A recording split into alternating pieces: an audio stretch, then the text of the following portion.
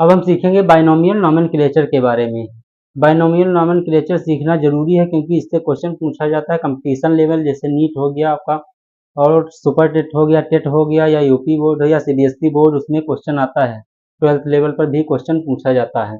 तो इसको सीखते हैं कि बाइनोमियल नोमेनक्लेचर किसके द्वारा दिया गया। तो फर्स्ट सीखेंगे हम किसके द्वारा दिया गया। तो ये दिया गया था कैरोलस लीनियस के द्वारा। किसके द्वारा दिया गया? कैरोलस लीनियस के द्वारा दिया गया। बाइनोमियल नोमेनक्लेचर किसके द्वारा दिया गया? कैरोलस लीनियस के द्वारा। अब बाइनोमियल नोमेनक्लेचर में इन्होंने जो बताया कि बायोलॉजिकल नेम किस तरीके से आप पहचानेंगे, उसके कितने कंपोनेंट होते हैं। तो इसके बायोलॉजिकल नेम पहचानने के दो कंपोनेंट होते हैं। बायोलॉजिकल नेम पहचानने के दो कंपोनेंट होते हैं। फर्स्ट जो कंपोनेंट होता है जेनेरिक नेम होता है। जेनेरिक नेम जेनेरिक नेम को रिप्रेजेंट करता है, और सेकेंड जो होता है स्पेसिफिक नेम को रिप्रेजेंट करता है। स्पेसिफिक नेम को रिप्रेजेंट करता है, स्पीशीज को बताता है, मतलब जीनस को बताएगा फर्स्ट जो है कंपोनेंट, और ये स्पीशीज को बताएगा। ये कैरोलस लीनियस के द्वारा दिया गया। बायोलॉजिकल नेम में दो कंपोनेंट होता है। फर्स्ट कंपोनेंट जेनेरिक नेम को रिप्रेजेंट करता है, सेकंड कंपोनेंट स्पेसिफिक नेम को रिप्रेजेंट करेगा। जैसे इसको जेनेरिक नेम मतलब जीनस को रिप्रेजेंट करेगा, और स्पेसिफिक नेम मतलब स्पीशीज को रिप्रेजेंट करेगा। अब इसके रूल कौन कौन से है, बाइनोमियल बायोलॉजिकल नेम पहचानने के रूल कौन कौन से हैं। तो ये जनरली इन लैटिन, इसमें लिखा होता है generally in Latin, Latin language में लिखा होता है। लेकिन आप जब इसको हैंड रिटन करेंगे, अगर हाथ से लिख रहे हैं तो इसको बायोलॉजिकल नेम लिखने के बाद इसको सेपरेटली अंडरलाइन कर देंगे, सेपरेटली अंडरलाइन कर देंगे। और अगर आप इसको प्रिंट करवा रहे हैं किसी कंप्यूटर से, तो इसको इटैलिक्स में प्रिंट करवाएंगे। टेढ़े मेढ़े अक्षर जो लिखे होते हैं उसे इटैलिक्स कहते हैं, उसे इटैलिक्स में प्रिंट करवाएंगे आप। अब इसके बाद में अगर आपका ये लिख लिया कि अगर सेपरेटली अंडरलाइन करवा देंगे, हैंड रिटन अगर कर रहे हैं, प्रिंटेड करवा रहे हैं, तो इटैलिक्स में प्रिंट करवाएंगे। अब थर्ड रूल जो है, इसका जो फर्स्ट कंपोनेंट है, जो फर्स्ट कंपोनेंट होगा तो किसको रिप्रेजेंट करता है? First component. जो बायोलॉजिकल नेम दिया होता है फर्स्ट कंपोनेंट रिप्रेजेंट करता है, किसको रिप्रेजेंट करेगा? फर्स्ट कंपोनेंट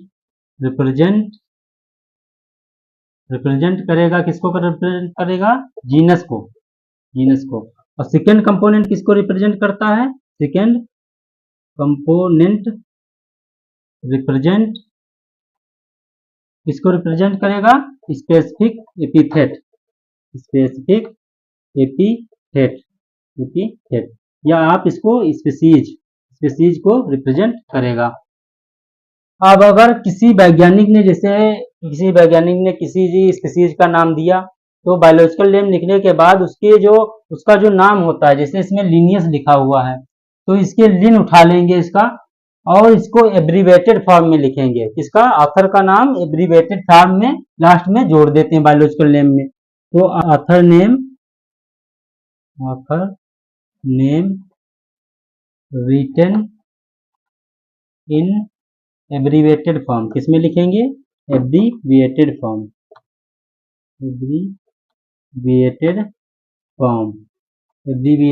में लिख देंगे। जैसे एग्जांपल हम ले लेते हैं मैंजिफेरा और इंडिका।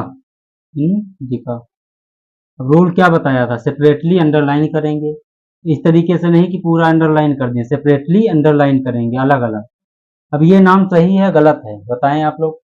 ये नाम गलत है क्योंकि इसका आई जो है स्मॉल लेटर में होना चाहिए, तो इसको आई को स्मॉल लेटर में होना चाहिए। स्पीशीज है ये, तो इसका फर्स्ट लेटर जो है स्मॉल लेटर में होना चाहिए। फर्स्ट वर्ड है इसका स्मॉल लेटर में लिखना चाहिए। मैंजिफेरा इंडिका, इसका कैपिटल लेटर में। जीनस है ये आपका, इसको जीनस है, इसको कैपिटल लेटर में लिखेंगे। ये आपका स्पीशीज है, इसका फर्स्ट वर्ड स्मॉल लेटर में लिखेंगे। किसमें लिखेंगे? स्मॉल लेटर में। अब आपका जो ऑथर नेम है जिसने इसको खोजा है, उसका लास्ट में एब्रीवेटेड फॉर्म में इसका नाम जोड़ देते हैं। किसमें जोड़ देंगे? एब्रीवेटेड फॉर्म में लिन, शॉर्ट में नाम उठाते हैं, उसको लास्ट में जोड़ देते हैं। इस तरीके से हमने बाइनोमियल नोमेनक्लेचर के बारे में, इसके रूल क्या क्या है सीख लिया है।